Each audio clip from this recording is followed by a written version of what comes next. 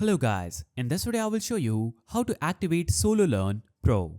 So, in order to do this, simply navigate to the Sololearn application. After opening the application, you will see this interface. Here, you'll have to click on the three-lined icon at the top left corner of the screen. Now, you will see the option for Sololearn Pro at the top. Click on that option and it will bring you to this page. Here, you can see you have the Start for Free option here. Click on Start for Free.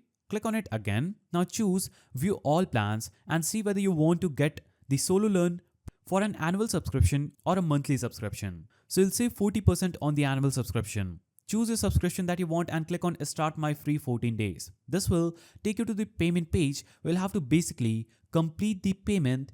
After that, it would automatically activate your Sololearn Pro.